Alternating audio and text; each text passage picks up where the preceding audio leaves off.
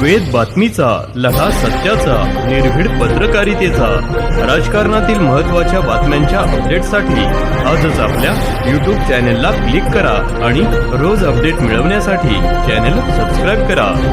नमस्कार, आपण पाहत आहात वेद बातमीचा.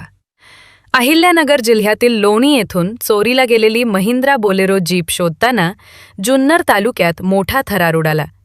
ग्रामस्थांच्या धाडसामुळे आंतरराज्य दरोडेखोरांची टोळी पोलिसांच्या जाळ्यात अडकली असून महाराष्ट्रासह तेलंगणातील 50हून अधिक गुन्ह्यांचा छडा लागला आहे. पाहूया हा विशेष रिपोर्ट. अहिल्यानगर जिल्ह्यातील लोणी येथून चोरीला गेलेली महिंद्रा बोलेरो जीप जुन्नर तालुक्यातील कोळवाडी परिसरात आढळून आली. वाहनाचा शोध घेत असताना विघ्नेश घोलप यांनी संशयितांना हटकले. यावेळी झालेल्या वादानंतर त्यांनी चोर चोर अशी आरडाओरड केली. त्यांच्या आवाजाने धावून आलेल्या ग्रामस्थांनी 2 आरोपींना पकडून ठेवले, तर 4 आरोपी पळून गेले. घटनेची माहिती मिळताच ओतूर पोलीस आणि स्थानिक गुन्हे शाखेचे पथक घटनास्थळी दाखल झाले. आलमे, बल्लारवाडी, कोळवाडी आणि डिंगोरे परिसरातील ग्रामस्थांच्या मदतीने तब्बल 6 तास डोंगर दऱ्यांमध्ये कॉम्बिंग ऑपरेशन राबवण्यात आले.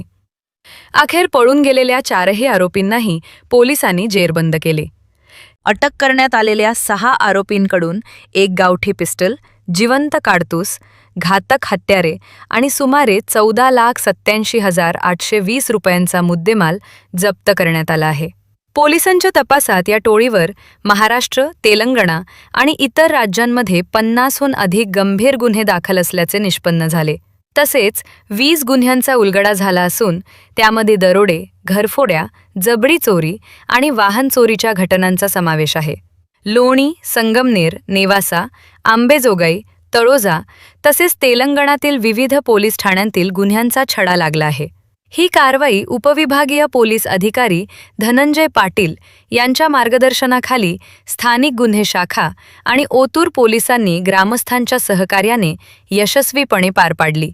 सोमनाथ डोळे, वेद बातमीचासाठी संगमनेर.